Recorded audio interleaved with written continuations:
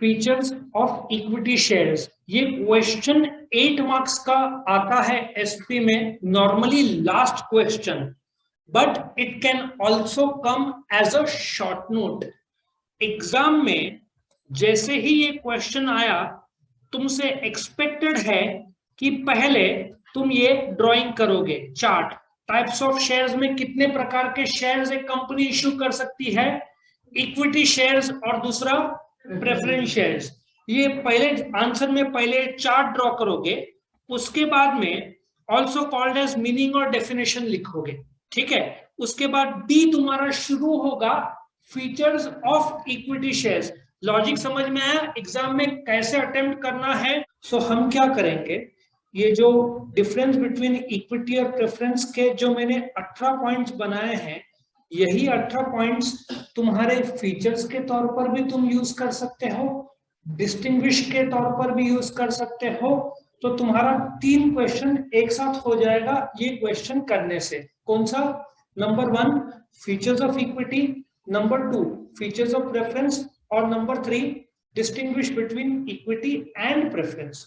तो मैं क्या करूंगा अभी, सपोजिटली ये साइड के जो रो वाले हैं उनको इक्विटी के तौर पर ट्रीट करूंगा, ये साइड के जो रो है उनको प्रेफरेंस में ट्रीट करूंगा। मैं एज्यूम करूंगा इक्विटी शेयर ने मुझे ₹1,00,000 दिया है, प्रेफरेंस शेयर्स ने मुझे ₹1,00,000 दिया है। नाउ कंपनी किससे शुरू होती है? शेयर कैपिटल से। शेयर कैपिटल के छोटे छोटे पार्ट्स किए जाते हैं, हर एक पार्ट को क्या बोलते हैं? शेयर्स। 2 प्रकार के शेयर्स कंपनी इश्यू करती है, कौन कौन से? इक्विटी और प्रेफरेंस।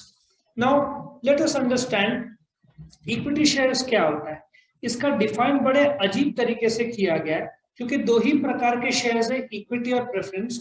तो इन लोगों ने बोला है इक्विटी शेयर्स वो शेयर्स है जो प्रेफरेंस नहीं है, ठीक है ना। लेकिन एक्चुअल इक्विटी शेयर्स का तुमको 2 चीज सबसे मेन समझना पड़ेगा कि रिटर्न्स में क्या दिया जाता है इक्विटी शेयर को? डिविडेंड, ठीक है ना। प्रेफरेंस शेयर्स और इक्विटी दोनों शेयर्स है तो दोनों को डिविडेंड मिलेगा, लेकिन प्रेफरेंस शेयर्स को dividend at a fix rate मिलेगा और लास्ट में डिविडेंड किसको मिलेगा? इक्विटी को मिलेगा, ठीक है ना। सो कंपनी जब डिविडेंड देती है तो पहले प्रेफरेंस को देगी जो कि फिक्स रेट में होगा, आखिर में इक्विटी को देगी जो कि फ्लक्चुएटिंग में होगा, ठीक है। और जब कंपनी बंद हो जाती है तो पहले पैसा किसको दिया लौटाया जाता है? प्रेफरेंस शेयर्स को। इस लौटाने को रिडेम्पशन बोलते हैं।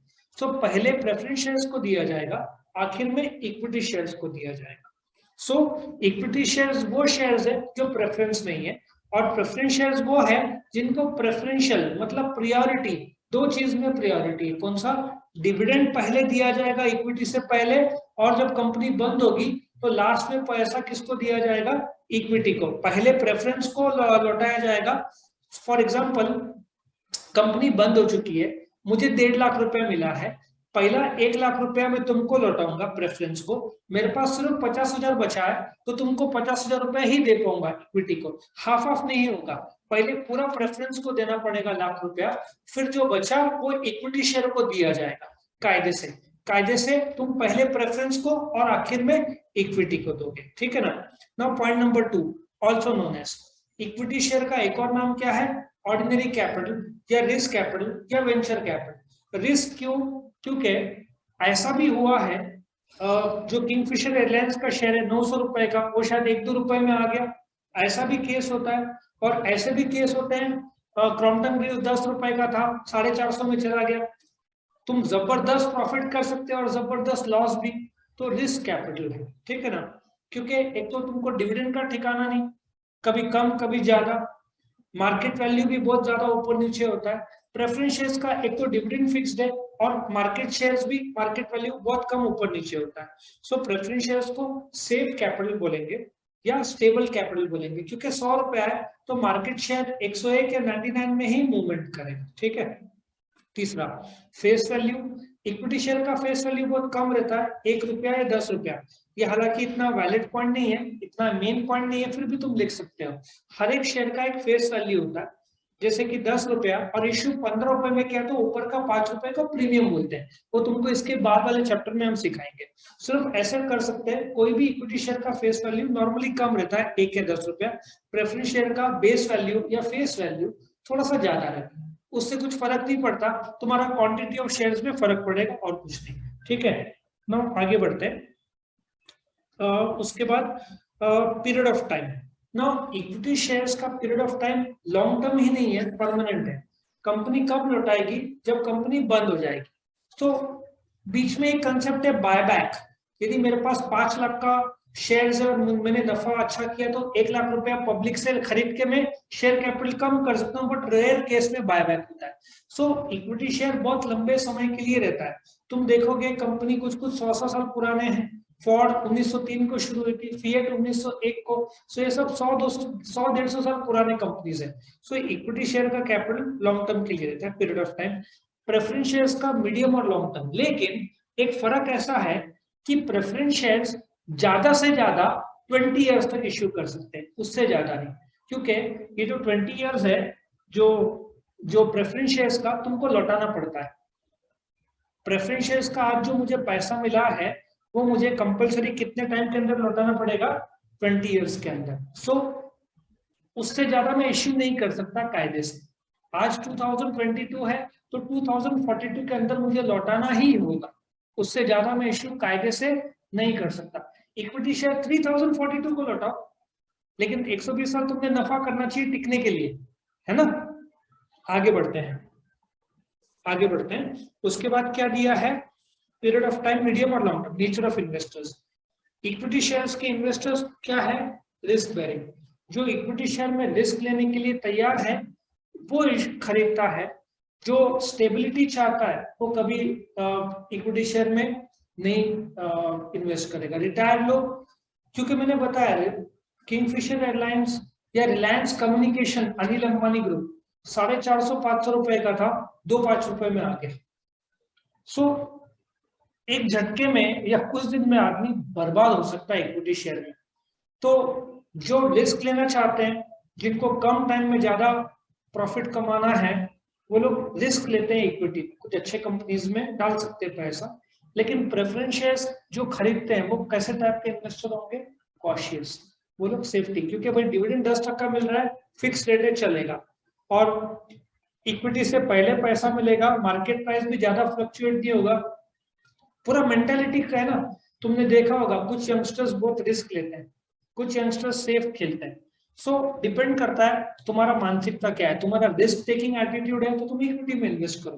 तुम्हारा माइंड यदि सेफ लेना चाहता है तो तुम प्रेफरेंस शेयर्स में जाओ। वो तुम पर है, तुम कौन से टाइप के शेयर्स इश्यू करना चाहते हो, रिस्क टाइप का या तुम स्टेबल चाहते हो। स्टेबिलिटी चाहते हो तो इक्विटी में मत जाओ, प्रेफरेंस में जाओ। रिस्क चाहते हो तो गो फॉर इक्विटी। और तुमको बहुत शौक है रिस्क से खेलना तो बिटकॉइन में जाओ। बिटकॉइन क्रिप्टो करेंसी वो सबसे ज्यादा रिस्क है आज के टाइम। फिर rate of dividend. Equity share का रेट ऑफ डिविडेंड फ्लक्चुएटिंग है। जैसे मैंने बताया, कभी 0 होगा, कभी 10 होगा, कभी 20 होगा, कभी 80% भी होगा। सो इक्विटी शेयर पे डिविडेंड फ्लक्चुएटिंग है। It can be very low और वेरी हाई आल्सो, फ्लक्चुएटिंग। जबकि प्रेफरेंस का डिविडेंड क्या होगा? फिक्स्ड होगा, 10-12% रहेगा तो हर साल उतना ही रहेगा। स्टेबल और fixed rate of dividend. Types. Equity share के 2 प्रकार है। Equity share with voting rights, with differential rights. तुमने टाटा मोटर्स का नाम सुना है? टाटा मोटर्स, उसके शेयर्स 2 प्रकार के हैं। एक equity shares with DVR, differential voting rights में वो लोग जो कंपनी के मीटिंग्स होते हैं ना, एनुअल जनरल मीटिंग, वो अटेंड नहीं कर सकते। और नॉर्मल जो इक्विटी शेयर्स है वो वोटिंग मीटिंग अटेंड कर सकते हैं। सो इक्विटी शेयर के सिर्फ 2 प्रकार है। एक ऐसा प्रकार है तुमने शेयर्स खरीदा, तुम मीटिंग अटेंड नहीं करोगे। मेजॉरिटी कंपनी ये शेयर इश्यू नहीं करती। मेजॉरिटी इक्विटी शेयर्स ऐसे होते हैं जिसमें तुम मीटिंग अटेंड कर पाओगे। सो चेक कर लेने का ब्रैकेट में डीवीआर दिया है कि नहीं, और डीवीआर का प्राइस, यदि टाटा मोटर्स का दाम 400 चल रहा होगा तो डीवीआर का 150-200 चल रहा होगा। डीवीआर का दाम कम रहता है, मतलब नॉन मीटिंग अटेंडिंग वाले जो शेयर्स हैं। और तुमको पहचानने की भी जरूरत नहीं। यदि 6000 कंपनी लिस्टेड है शेयर बाजार में, तो उसमें 5-10 कंपनी ही डीवीआर के मुझे दिखते हैं, बाकी मेजरली नॉर्मल इक्विटी शेयर रहते हैं। जो हटके हैं, मतलब टाटा मोटर्स के 2 टाइप्स ऑफ इक्विटी है, एक टाटा मोटर्स नॉर्मल और एक टाटा मोटर्स डीवीआर। तो तुम चेक कर लेना कौन सा टाइप का तुम इन्वेस्ट कर रहे हो। प्रेफरेंस शेयर्स में 8 प्रकार है। Cumulative non cumulative, participating non participating, convertible non convertible, redeemable irredeemable, ऐसे 8 प्रकार के प्रेफरेंस शेयर्स होते हैं। इसके बाद वाला जो वीडियो है वो मैं टाइप्स ऑफ प्रेफरेंस शेयर्स में डिस्कस करूंगा, ठीक है। Now preference in dividend. Now जब भी कंपनी प्रॉफिट करती है वो नेट प्रॉफिट का एक हिस्सा किसको जाएगा, शेयर होल्डर्स को डिविडेंड में, ठीक है। सपोजिटली कंपनी ने 25,000 रुपए का नफा किया, पहले डिविडेंड 25,000 में से डिविडेंड किसको जाएगा, प्रेफरेंस को, से 15,000 दे दिया, बाकी 10,000 बचा, उसमें से 6,000 इक्विटी को दिया, बाकी 4,000 रिजर्व में जाएगा। सो डिविडेंड सबसे पहले किसको दिया जाता है, प्रेफरेंस को, फिर प्रॉफिट बचा तो इक्विटी को दिया जाएगा, वरना इक्विटी को डिविडेंड नहीं मिलेगा। लॉजिक समझ में आया, priority is always preference shares, and में इक्विटी। अब तुम्हारे मन में आएगा कि सर फिर तो एनी टाइम प्रेफरेंस शेयर्स अच्छा, सब कुछ पहले। अब देखो पॉइंट जो शुरू होते हैं वो थोड़े इक्विटी को फेवर करेंगे, वोटिंग राइट्स। अभी जो कंपनी की मीटिंग्स होते हैं 2 होते हैं, एनुअल जनरल मीटिंग और एक्स्ट्राऑर्डिनरी जनरल मीटिंग, 2 ही जनरल मीटिंग होते हैं। इन मीटिंग में सिर्फ इक्विटी शेयर होल्डर्स अटेंड कर सकते हैं और वोट कर सकते हैं। Preference shares general meeting of the company attend नहीं कर सकते और वोट नहीं कर सकते। समझ में आया। अब प्रेफरेंस शेयर्स को डिविडेंड में प्रायोरिटी है और बंद होने के बाद पहले पैसा लौटाया जाता है, लेकिन बहुत केस में नुकसान भी है। अब देखो राइट्स शेयर्स, राइट्स शेयर्स क्या होता है, तुमने मुझे इक्विटी का ₹1,00,000 दिया, प्रेफरेंस का ₹1,00,000 दिया, अब मुझे और ₹1,00,000 की जरूरत है, ठीक है। तो मैं मार्केट में जाने के बजाय एग्जिस्टिंग इक्विटी शेयर होल्डर्स को बोलूंगा क्या तुम और ₹1,00,000 खरीदना चाहते हो। समझ में आ रहा है, नया इक्विटी इश्यू ये एग्जिस्टिंग इक्विटी शेयर होल्डर्स को ऑफर किया जाता है, प्रेफरेंस शेयर होल्डर्स को राइट्स इश्यू नहीं ऑफर किया जा सकता। कभी भी राइट्स इश्यू आए तो खरीदने का, क्यों, क्योंकि अब जैसे रिलायंस का मुझे जहां तक याद आ रहा है, राइट्स इश्यू उसका मार्केट प्राइस ऑफ शेयर्स ₹1,100 था, उनको और पैसों की जरूरत थी क्योंकि उन लोगों को जियो के लिए जो 2.5 लाख करोड़ का कर्जा लिया है वो लौटाना था।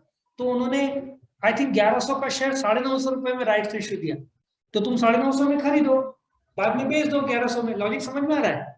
तो राइट्स इश्यू टाटा स्टील ने बहुत साल पहले किया था, तभी तो ₹600 का दाम था और उन्होंने ₹350 में कुछ तो राइट्स इश्यू लाया था।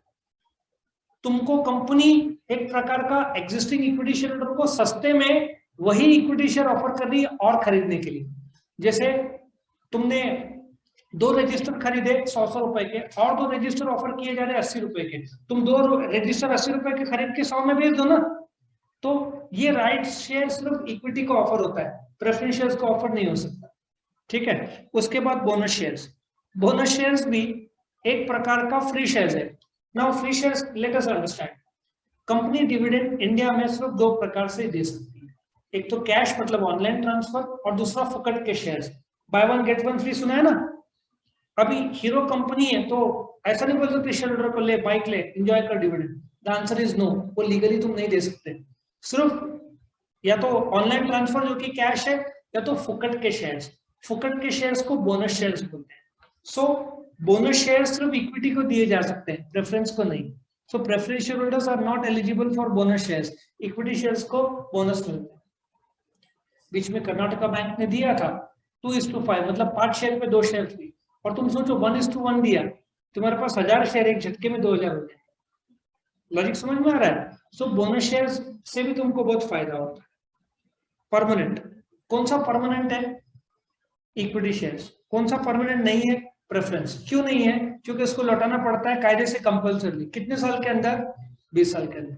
क्या 20 साल से ज्यादा इश्यू कर सकते हैं, एब्सोल्युटली नहीं। क्या पहले लौटता है, कब, 1988 से पहले, तभी कंपनी इश्यू कर सकती थी। हाँ, तुम एक दिमाग लगा सकते हो, मैंने तुमसे ₹1,00,000 लिया, 2042 को तुमको किसी और को प्रेफरेंस शेयर्स इश्यू करूंगा, ₹1,00,000 लूंगा और तुमको लौटाऊंगा। क्या ये पॉसिबल है, एब्सोल्युटली यस, ये सारा पॉसिबल है, ठीक है। चलो आगे बढ़ते हैं। प्रेफरेंस शेयर्स परमानेंट नहीं है। कन्वर्जन, इक्विटी शेयर्स क्या कन्वर्ट होगा इनटू प्रेफरेंस, कभी नहीं। क्या प्रेफरेंस शेयर्स कन्वर्ट होगा इनटू इक्विटी, यस, यदि कन्वर्टिबल प्रेफरेंस शेयर्स है तो। तुम जब शेयर्स खरीदते हो तो पहले चेक करो क्या वो कन्वर्टिबल प्रेफरेंस शेयर्स है, इफ यस तो फिर तुम खरीद सकते हो। वो 2 से 3 साल बाद तुम चाहो तो तुम प्रेफरेंस शेयर से इक्विटी में कन्वर्ट हो जाओगे। यदि नॉन कन्वर्टेबल है तो कन्वर्ट नहीं हो। तो कैसे पहचानने का, खरीदते समय तुम गाड़ी का मैनुअल तो खरीद देखते हो ना, ये तो पता चला गाड़ी खरीद ला 20 का माइलेज नहीं, तुमको तो हार्ट अटैक आ जाएगा। ये तो जिंदगी का क्या हो गया। तो पहले देखोगे 50-60 का माइलेज देती तो खरीदोगे। तो जब प्रेफरेंस शेयर खरीदते हो तो पहले चेक करो कन्वर्टेबल है कि नॉन कन्वर्टेबल है। ठीक है। रिस्क, सबसे ज्यादा रिस्क किसमें है? इक्विटी में। क्यों? क्योंकि डिविडेंड भी आखिर में, कंपनी बंद हो गई पैसा तो भी आखिर में। प्रेफरेंस में रिस्क कम है, क्यों? डिविडेंड भी पहले और कंपनी बंद हो जाए तो पैसा भी पहले, return of capital. So equity shares में लाइफ टाइम तुमको पैसा वापस से मिलेगा नहीं। तुमको वापस चाहिए पैसा तो शेयर बाजार में बेचो तुम्हारे शेयर्स। यदि मैंने तुमसे लाख रुपए लिया मैं तुमको लौटाऊंगा नहीं, तुमको चाहिए शेयर बाजार में जाओ बेचो और पैसा अपना वापस लो। प्रेफरेंस शेयर्स को वैसे भी लौटाया जाएगा कितने टाइम के अंदर? 20 साल के अंदर। तो जो रिटर्न है प्रेफरेंस शेयर्स को वापस मिलता है, इक्विटी को नहीं मिलता है। यदि तुमको इक्विटी शेयर नहीं रहना है तो तुम शेयर बाजार में बेचो, कंपनी तुमको लौटाएगी नहीं। सॉरी, नहीं, इक्विटी का 20 साल का टाइम फ्रेम है ही नहीं कायदे से। प्रेफरेंस का इश्यू कर ही नहीं सकती कंपनी, लीगल अरेस्ट हो जाएंगे डायरेक्टर्स। जो कायदा है वो तो फॉलो करना ही ना। और कायदा नहीं, लौटाना तो है ही वही। वैसे कोई तरीका क्या बोला, लॉस में चल रही है पर तुम लॉस, वो कंपनी का प्रॉब्लम है। प्रेफरेंशियल होल्डर्स क्यों सफर करे, उसको एक्सटेंशन नहीं करते आता, कायदे से तो एक्सटेंशन नहीं दे सकता। मुझे एक तरीका करना पड़ेगा, इन लोग को लाख रुपए देना है तो किसी और को नया प्रेफरेंशियल इश्यू करो, उनसे लाख, इसकी टोपी उसके सर करना पड़ेगा। लेकिन एक्सटेंशन नहीं है पॉसिबल, कोई चांस नहीं।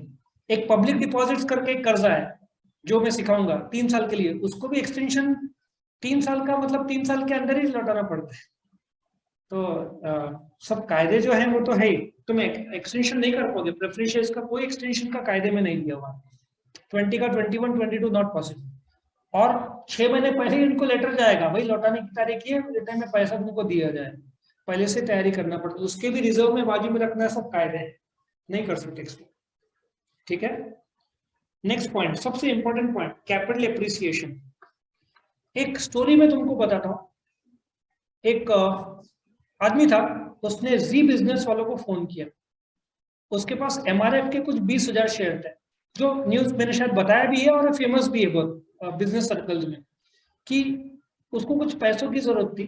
तो उसने बोला कि मुझे कुछ पैसों की जरूरत है, कि कितना आएगा। सामने वाले सब शॉक में चले गए, क्योंकि इसका शेयर का वैल्यू करीबन 200 करोड़ रुपए था। 200 करोड़ रुपए का एमआरएफ। एमआरएफ का शेयर का दाम बीच में 70-80 हजार था, अभी चेक करना पड़ेगा कितना है, 55-60 तो होगा ही। तो तुमने, यदि ऐसे बहुत सारे स्टैटिस्टिक्स आते हैं, तुमने इन्फोसिस में कुछ 25-30 साल पहले 10 लाख लगाए होते, आज तुम्हारे पास वो कम से कम 8 से 10 करोड़ रुपए का वैल्यू होता है, तुमने बेचा नहीं होता। समझ में आ रहा है? सो कैपिटल एप्रिसिएशन शेयर बाजार में। अब क्रॉम्पटन ग्रूव्स ले लो, तुमने क्रॉम्पटन ग्रूव्स में 2 साल पहले 10 लाख रुपए लगाए होते, 2 साल पहले, आज उसकी वैल्यू होती 5 करोड़ रुपए, 450-500 रुपया हो गया। लेकिन ये बोलते हैं ना, लक भी फैक्टर होता है। सो कैपिटल एप्रिसिएशन भी तुम सोचो, 10 लाख रुपए का 4.5 से 5 करोड़ रुपया हो गया होता, लेकिन वो नसीब की भी बात है।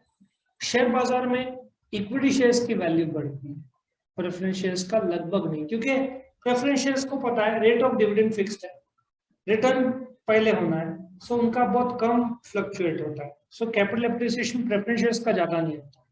Management, equity shares meeting attend कर सकते हैं, वोट कर सकते हैं, एंड देयरफॉर मैनेज कर सकते हैं कंपनी।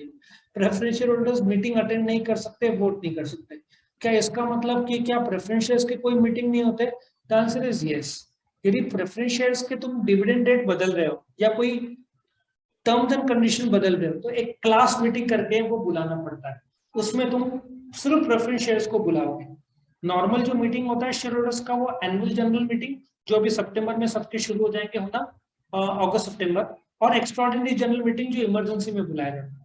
ये दोनों मीटिंग में सिर्फ इक्विटी अटेंड कर सकते हैं, प्रेफरेंस शेयर अटेंड और वोट नहीं कर सकते। अटेंड भी नहीं कर सकते तो वोट का तो सवाल ही नहीं उठता। ठीक है। लेकिन सर अगर वो प्रेफरेंस शेयर होल्डर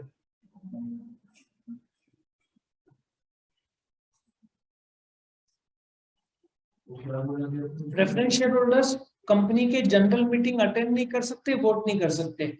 एजीएम और ईजीएम, एनुअल जनरल मीटिंग और एक्स्ट्राऑर्डिनरी जनरल मीटिंग, सिर्फ इक्विटी शेयर होल्डर्स के लिए, प्रेफरेंस शेयर होल्डर्स के लिए नहीं है। They can not attend, can not vote.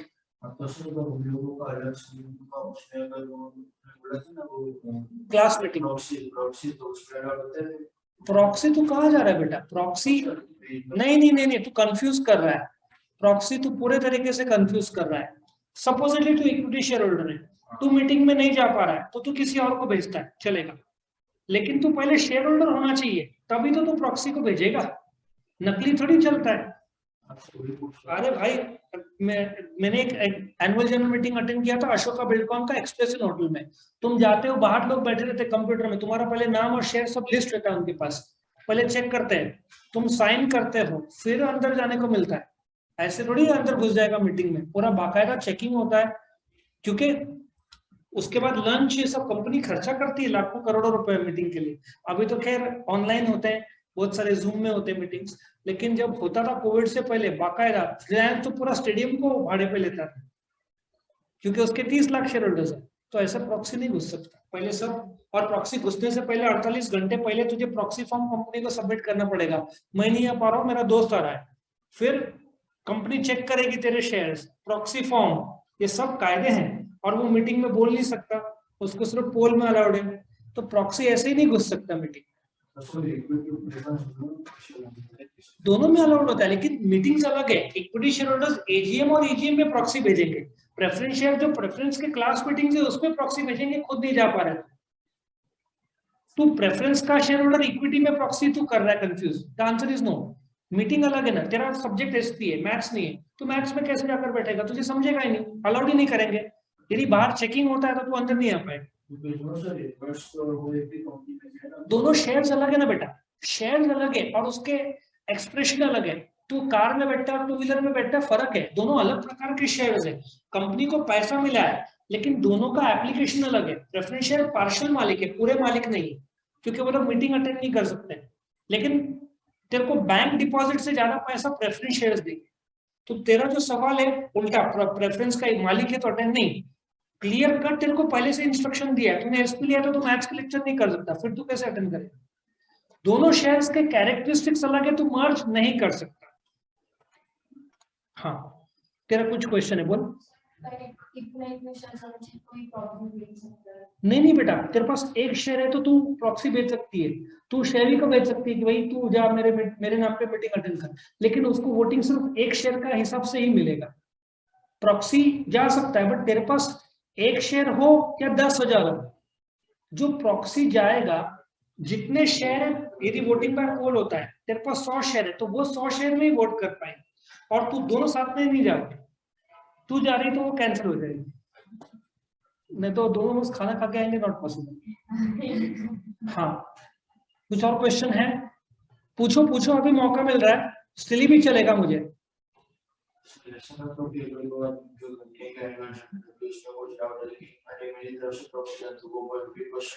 Companies Act 2013 does not allow the proxy to speak in the meeting.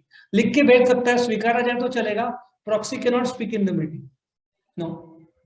Proxy can only vote. Voting में भी अलग अलग प्रकार है, show of hands, voice or division method, ballot, और सिर्फ पोल। एक ही जगह पे वोट कर सकते हैं, बाकी जगह वो बोल भी नहीं सकता और वोटिंग भी नहीं कर सकता। पोल छोड़ के जो बैलेट बॉक्स आता है ना, उसमें कर सकता है।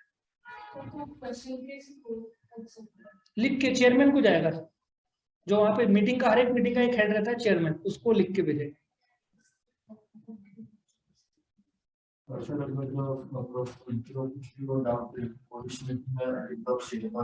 बाद की जो उसमें ये संदेश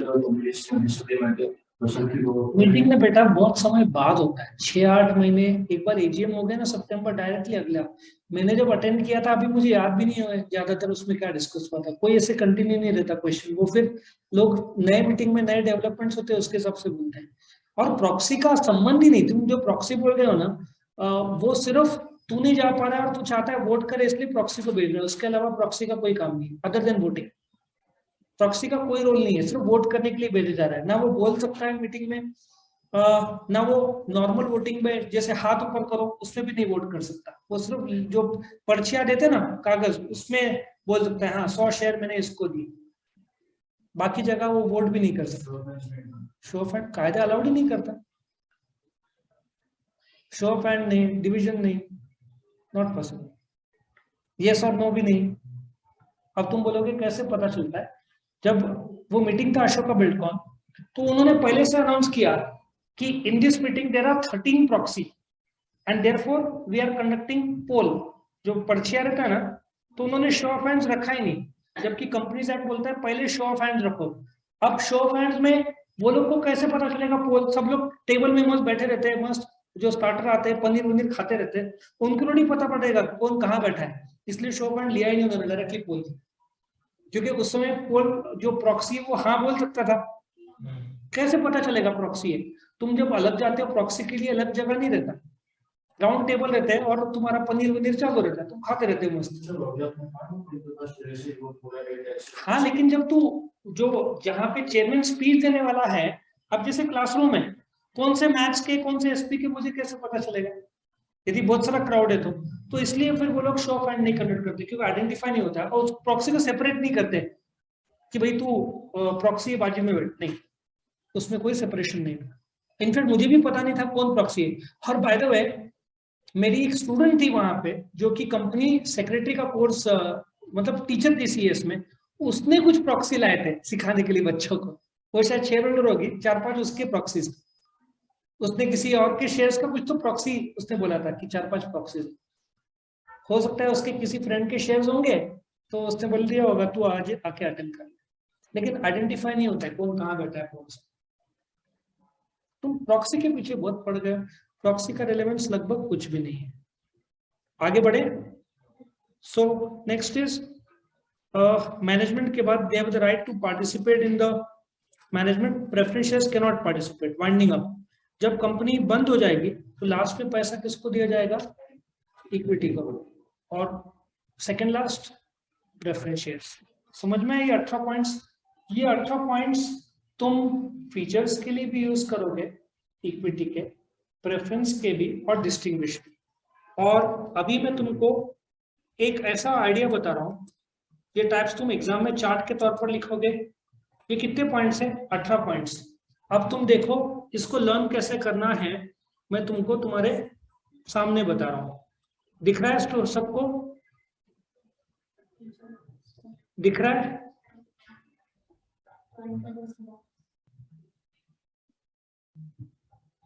डॉली ब्यूटी पार्लर का मैंने एक स्टोरी बनाया है जिसमें तुम्हारे सारे पॉइंट्स याद रहेंगे। हाँ अब पूछ, क्या सवाल है तेरा? स्टॉक मार्केट में जो ट्रेड होते हैं या buyers 99.99% those are equity shares, preference shares में कोई इंटरेस्ट लेता ही नहीं, क्योंकि 100 रुपए का 102 105 ही होगा। सर बाय करते समय चूज कर सकते हो क्या ऑप्शन? क्यों नहीं, तुझे सिर्फ डालना है इक्विटी टाटा मोटर्स डीवीआर, तुझे चूज का कोई प्रॉब्लम नहीं है, तो टाटा मोटर्स डीवीआर डालेगी तो स्क्रीन में आ जाएगा, फिर बाय कर। और तेरे को नॉर्मल टाटा मोटर्स खरीदना है तो टाटा मोटर्स विदाउट डीवीआर होगा, तेरे को क्लिक करना है बटन पे, बस वो है, तेरे को चॉइस सब शेयर्स का है, कोई प्रॉब्लम नहीं। नहीं पॉसिबल है, लीगली तो कन्वर्ट नहीं कर सकता इक्विटी शेयर्स को प्रेफरेंस में, कायदा ही अलाउड नहीं करता। तो तेरे पास एक ऑप्शन है, इक्विटी शेयर बेच दे शेयर बाजार में, पैसा आया फिर प्रेफरेंस करे, कंपनी कन्वर्ट नहीं करेगी, चाहेगी भी तो नहीं कर सकती, because you can not legally convert equity into preference, but you can convert preference into equity. बहुत बड़ा फर्क है भाई, इक्विटी शेयर में मैं क्रॉम्पटन ग्रूव्स में 10 रुपए से डायरेक्टली 10 लाख का 4.5 करोड़ बनाया, प्रेफरेंस शेयर में 10 लाख का 11 लाख 12 लाख ही होगा ज्यादा से ज्यादा, फर्क है ना। मैं आज मीटिंग अटेंड कर पा रहा हूँ, मैं प्रेफरेंस में कन्वर्ट होगा तो मेरा मीटिंग अटेंड करना बंद हो जाएगा, वोटिंग करना बंद हो जाएगा, सब प्रकार से नुकसान ही है, ना मुझे राइट शेयर मिलेगा ना बोनस शेयर मिलेगा। ना कम पैसे नहीं, मेंटालिटी और माइंडसेट की बात है। रिटायर्ड लोग इक्विटी में पैसा कम डालते हैं, वो लोग चाहते हैं उनका जिंदगी सिक्योर्ड रहे, तो वो लोग प्रेफरेंस में डालते हैं, क्योंकि यदि आज का बैंक एफडी पे क्या ब्याज देता है, 3% 4%, प्रेफरेंस में 7-8% रहेगा कम से कम, तो एफडी से ज्यादा मिलता है ना प्रेफरेंस शेयर में, तो रिटायर्ड लोग उसमें प्रेफर करते हैं। यंगस्टर्स लोग तो एक कण प्रेफरेंस में पैसा नहीं डालेंगे, क्योंकि यंगस्टर तुम तैयार हो रिस्क लेने के लिए। यंगस्टर्स, यदि तुम मेरे को 1 लाख यंगस्टर दिखाएगी, शायद एक मिलेगा उसमें से जो पैसा डाल रहा होगा। सब इक्विटी में पैसा लगा रहे हैं, प्रेफरेंस में कोई नहीं। मैंने भी जिंदगी में नहीं लगाया, प्रेफरेंस में कोई लगाता ही नहीं है, क्योंकि मुझे पता है 100 का 101 102 होगा और डिविडेंड भी 10 रुपए मिलेगा साल का, जबकि मुझे इक्विटी में 100 का 80 भी मिल सकता है एक साल में। तो प्रेफरेंस में इंटरेस्ट मार्केट में नहीं है।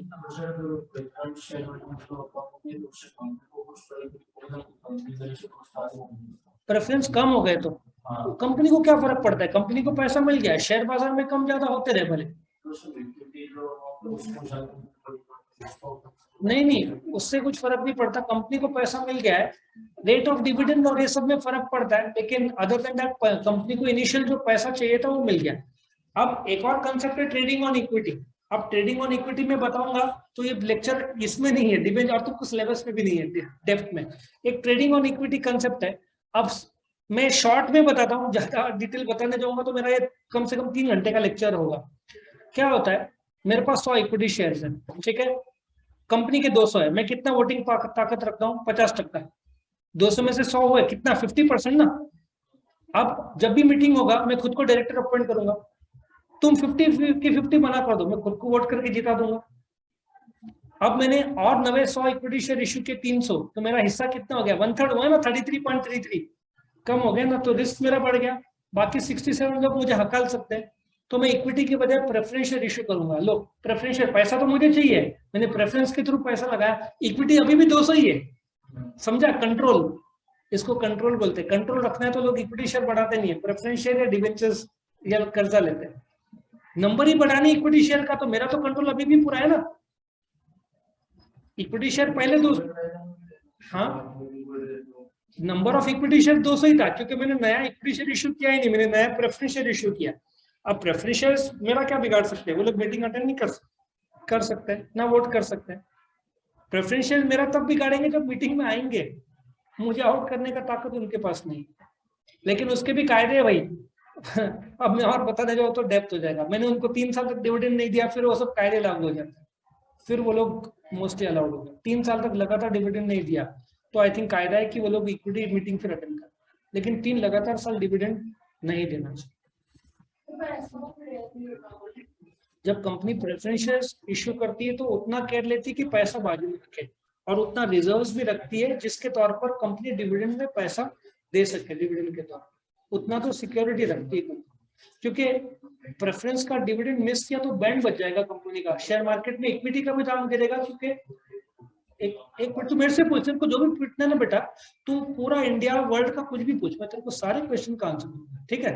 मैं जस्ट एक एक आंसर बताओ। हाँ, मैं क्या बोल रहा था, देखो भूल गया मैं, क्या था, मैं कहा था। क्योंकि मैंने प्रेफरेंस शेयर इश्यू किया है, तो यदि मैं डिविडेंड नहीं दे रहा हूं तो शेयर मार्केट में न्यूज फैलेगा कि प्रेफरेंस को डिविडेंड नहीं दे रहा, मतलब इक्विटी को भी नहीं मिलेगा, तो शेयर मार्केट जोरदार गिरेगा। तो कंपनी रिजर्व्स में पैसे पहले बाजू में कर लेती है, मिस नहीं करती, क्योंकि मिस किया तो इक्विटी का भी असर पड़ता है। हाँ, क्या सवाल था तेरा?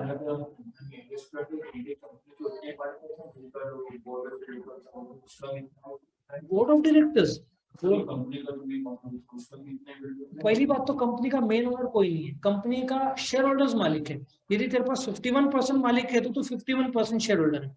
कंपनी का मेन मालिक अदर देन ओपीसी, ओपीसी मतलब 1% कंपनी, तो तू अकेला मालिक है। लेकिन बाकी सारे कंपनीज पब्लिक लिमिटेड में तेरे पास जितने शेयर्स है उतना तू मालिक है, मेन मालिक कोई नहीं है, सब शेयर होल्डर्स है। हाँ, तेरा यदि सवाल का मैं उस हिसाब से जवाब दूं तो Mukesh Ambani owns around 45% of Reliance, 100 share में 45 मुकेश अंबानी का। सो majority share holder is Mukesh Ambani, not the main owner. Main owner तो 100 शेयर होल्डर है ना, उसके पास मेजॉरिटी शेयर होल्डिंग है 45 शेयर्स का। ये तेरा सवाल था सर। जो मेन कंपनी वो तो मुकेश अंबानी है ना।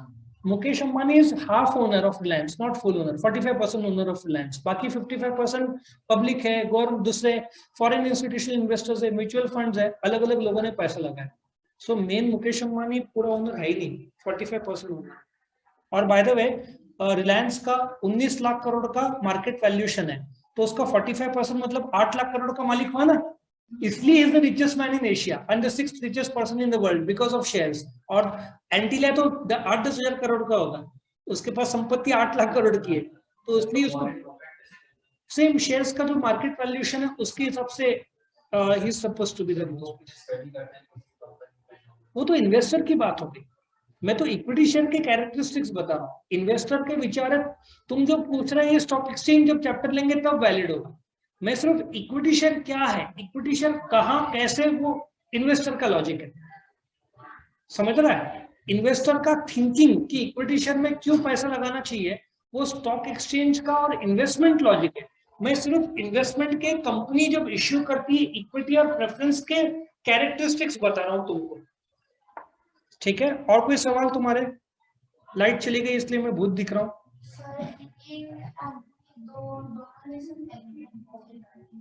क्यों नहीं, दोनों भी ले सकता है, तो डिबेंचर भी ले कंपनी के।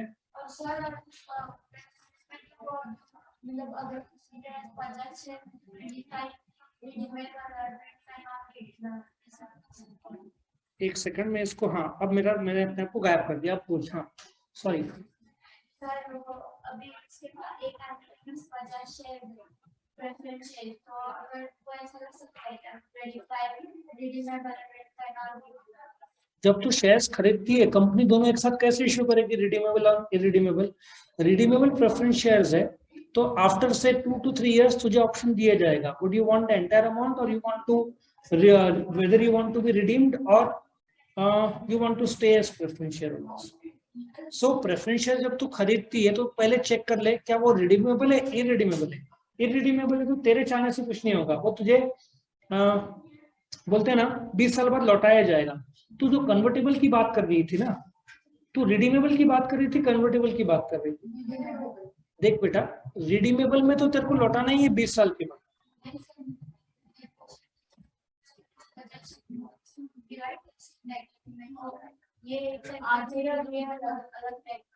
पहली बात तो तू जो बोल रही है ना, कभी भी प्रेफरेंस शेयर जब खरीदते हैं तुमको सुनने नहीं, तुमको सुनना पड़ेगा। प्रेफरेंस शेयर जब इश्यू होता है तो पहले चेक कर लो क्या वो क्यूमुलेटिव नॉन क्यूमुलेटिव में कौन सा है, क्यूमुलेटिव है यस। रिडीमेबल रिडीमेबल में कौन सा है, रिडीमेबल है यस। कन्वर्टेबल नॉन कन्वर्टेबल में कौन सा है, कन्वर्टेबल। सो तेरा प्रेफरेंस शेयर होगा क्यूमुलेटिव रिडीमेबल, क्यूमुलेटिव रिडीमेबल और कन्वर्टेबल। सो तू आधा कन्वर्ट कर सकती है इनटू इक्विटी और आधा तुझे पैसा लौटाया जा सकता है यदि उसमें वो क्लॉज हो। तो खरीदते समय तेरे को चेक करना पड़ेगा, बाद में तू नहीं कर सकती। यदि वो नॉन कन्वर्टेबल है तो तू एक भी शेयर कन्वर्ट नहीं कर पाएगी इनटू इक्विटी। तो प्रोस्पेक्टस जो फॉर्म भरते हैं तभी ध्यान से देख लेने का कौन सा टाइप का तेरा ये प्रेफरेंस शेयर्स। और बाय द वे अगले वीडियो में मैं जब टाइप्स ऑफ प्रेफरेंस लूंगा तो cumulative non cumulative, convertible non convertible, redeemable redeemable, ये सब मैं तुमको बताऊंगा। पार्टिसिपेटिंग नॉन पार्टिसिपेटिंग ये भी है 8 प्रकार। हाँ तुम्हारे सवाल? ये अगले वीडियो में टाइप्स ऑफ प्रेफरेंस में बताऊंगा।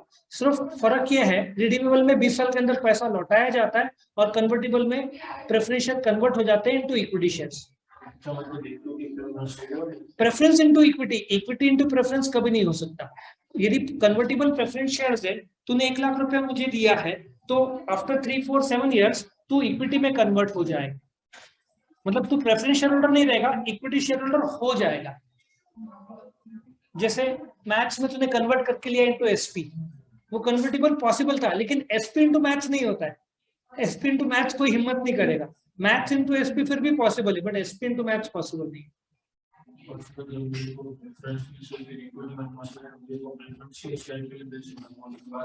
प्रेफरेंस के शेयर्स यदि तूने स्टार्टिंग में खरीदा प्रेफरेंस तो तू इक्विटी का मालिक नहीं हुआ, सीधा हिसाब है। तूने यदि फोर्ड का एक गाड़ी लिया, तुझे मारुति का खरीदना है तो फोर्ड बेचना पड़ेगा ना।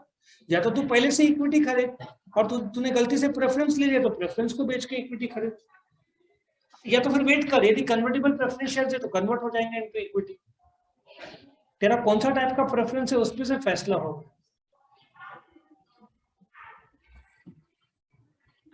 बोलो और कोई सवाल? आगे बढ़ू। सो इसका मैं एक स्टोरी बनाया हूं। So let us understand the story. कोई भी डिस्टिंग्विश में पहला पॉइंट मीनिंग होगा, एंडिंग पॉइंट एग्जांपल होगा। Do you agree? अच्छा, अभी एक पिक्चर थी जॉली एलएलबी, याद होगा तुमको तो, ठीक है। ये तभी मैंने स्टोरी बनाया था जब कुछ स्टूडेंट ने रिक्वेस्ट किया था। ऐसे सोचो, जॉली एलएलबी की एक बहन है, उसका नाम है डॉली, डॉली ब्यूटी पार्लर, ये मैंने स्टोरी बनाया। सो जॉली एलएलबी की बहन डॉली, ठीक है। अब वो फेस के मेकअप के लिए बहुत टाइम लगाती है, पर उसका नेचर अच्छा है। फेस के मेकअप के लिए बहुत टाइम लगाती है, कोई दिख रहा है तुम लोग में से? नहीं। फेस के मेकअप के लिए बहुत टाइम लगाती है, पर उसका नेचर अच्छा है। देखो कितना आसान है। पहला meaning, also called as Jolly LLB, is also called as Jolly LLB. Face, थोबड़ा के मेकअप के लिए बहुत टाइम लगाती है, और उसका नेचर अच्छा है, ठीक है। फिर एक ऐसा सोचो कि उसका ब्यूटी पार्लर का बिजनेस है, यूनी मतलब मेल फीमेल दोनों। सो एक आदमी आता है और वो उसको में भी हेयर कटिंग या कलरिंग, ठीक है, कराना है। तो वो आता है। अब ब्यूटी पार्लर के अंदर का सीन है, सोचो। ये जो डॉली है खड़ी हुई है, ये आदमी आता है, तो वो उसको बोलती है, उसको सर्विसेज लेने बोलती, देख ये रेट कार्ड है और इसमें टाइप्स ऑफ सर्विसेज, ये रेट कार्ड है और उसमें ये क्या है, टाइप्स ऑफ सर्विसेज। कौन ऑफर कर रही है? Dolly beauty parlour. सो कभी तो थोड़ा दिख रहा है किसी का, मैच हो रहा है? नहीं।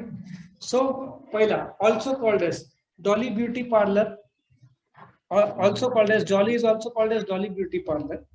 वो फेस के मेकअप के लिए बहुत टाइम लगाती है, पर उसका नेचर अच्छा है, ठीक है। एक आदमी आता है, वो उसको रेट कार्ड दिखाती है और टाइप्स ऑफ सर्विसेज जो ऑफर करती है। वो उसको बोलती है तू कुछ भी कर ले, बट तेरा जो भी तू जो भी चॉइस करेगा वो नहीं, प्रेफरेंस मेरा होगा, मैं डिसाइड करूंगी तेरा कौन सा सर्विस का करना है, ठीक है। उसके बाद वो बोलता है मुझे वोट तो करने दो। तो वो उसको वोटिंग के लिए दो पर्चियां देती है, ठीक है, दो पर्चियां। ये वो राइट हाथ से वोटिंग करता है, ठीक है। म्यूट कर लेना तुम्हारा वीडियो तो फिर इजी हो जाए, ठीक है। वापिस से एक बार, क्या है, Dolly beauty parlour, Jolly LLB is also called as Dolly beauty parlour. Face के मेकअप के लिए बहुत टाइम लगाती है, पर उसका नेचर अच्छा है। एक आदमी आता है सर्विसेज के लिए, वो उसको रेट कार्ड बताती है और टाइप्स ऑफ सर्विसेज बताती है। वो बोलती है तू कुछ भी कर ले, बट प्रेफरेंस मेरा रहेगा, मैं चुनूंगी तेरा कौन सा पार्लर का काम करना है। वो बोलता है मुझे वोट तो करने दो। तो वो बोलती है ठीक है। तो उसको पर्ची देती है, वो राइट हाथ से वोट करता है। बोलती है एक काम कर, एक बोनस मेरी तरफ से। जो पर्ची पड़ती है उसमें हेयर कटिंग रहता है, वो बोलती है बोनस कलरिंग मेरे तरफ से, बोनस हेयर कलरिंग मेरी तरफ से, पतंजलि का। लेकिन अब वो कौन सा यूज करती है हेयर कलर? पतंजलि का। तो उसमें उसके हेयर उस आदमी के परमानेंटली कलर हो जाते हैं इनटू ग्रीन, कन्वर्ट हो जाते हैं इनटू ग्रीन। क्यों? क्योंकि उसने पतंजलि का ग्रीन कलर का यूज किया। वापिस से एक बार, पहला पॉइंट क्या है, Dolly LLB, Jolly LLB is also known as Dolly. फिर उस फेस के मेकअप के लिए बहुत टाइम लगाती है, पर उसका नेचर अच्छा। एक आदमी आता है, रेट कार्ड और टाइप्स ऑफ सर्विस, बोलती कुछ भी कर ले, प्रेफरेंस मेरा, बोलते वोट तो करने दो। वोट करने देती है, ठीक है। बोलती है एक बोनस मेरे तरफ से, तेरा जो पर्ची में आया था हेयर कटिंग, मैं तेरे को कलरिंग मेरी तरफ से बोनस देती हूँ। तो वो हेयर कटिंग के बाद जो कलरिंग करती है, तो उसका हेयर परमानेंटली कन्वर्ट हो जाता है इनटू ग्रीन। बट उसमें एक रिस्क रहता है। रिस्क ऐसा रहता है कि गाय भैंसे उसके पीछे पड़ जाते हैं, ठीक है, गाय भैंसे पीछे पड़ जाते हैं, ठीक है, क्योंकि ग्रीन रहता है उसके बाल। और फिर वो उसको बोलती है हो गया तेरा काम, 5,000 रुपए निकाल। वो उसे 5,000 रुपए लेती है सर्विसेज के, रिटर्न ऑफ कैपिटल। और बोलती है आज पैसा बहुत अच्छा हुआ और शेयर बाजार में कैपिटल एप्रिसिएशन हुआ। अब वो क्या करती है, 5,000 लेती है रिटर्न ऑफ कैपिटल, बोलती है आज शेयर बाजार में एप्रिसिएशन हुआ, आज का मैनेजमेंट बहुत अच्छा हुआ, अब मैं वाइंड अप करके घर जाऊंगी, वाइंड अप। तो अभी वापस से एक रिवाइज करते हैं। पॉइंट नंबर 1 मीनिंग स्टैंडर्ड है। फिर क्या है, also known as Jolly LLB is also known as Dolly beauty parlour.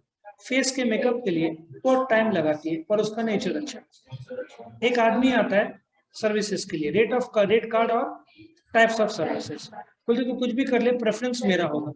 वो बोलता है वोट तो करने दो, वोट करने देती है, राइट हाथ से वोट करता है, राइट शेयर्स। फिर उसमें एक बोलती है बोनस मेरी तरफ से फ्री। उसका हेयर कट करती है, कलर करती है, परमानेंटली कन्वर्ट हो जाता है इनटू ग्रीन, और उसमें रिस्क रहता है, भैंसे पीछा करना शुरू करते हैं। फिर बोलती है 5,000 रुपया निकाल, रिटर्न लेती है उससे 5,000 रुपया, बोलती है आज तो शेयर बाजार में बढ़ोतरी होगी, मैनेजमेंट अच्छा हुआ, और फिर वाइंड अप करके चली जाती है। सो यहाँ पे अपना इक्विटी और प्रेफरेंस खत्म होता है। ये पॉइंट्स बिना देख के 18 पॉइंट कितना लिख पाते हो लिख के निकालो। वीडियो पसंद आया तो लाइक कीजिए, अपने फ्रेंड्स के साथ शेयर कीजिए, उनका भी फायदा हो, और चैनल को सब्सक्राइब कीजिए। Thank you.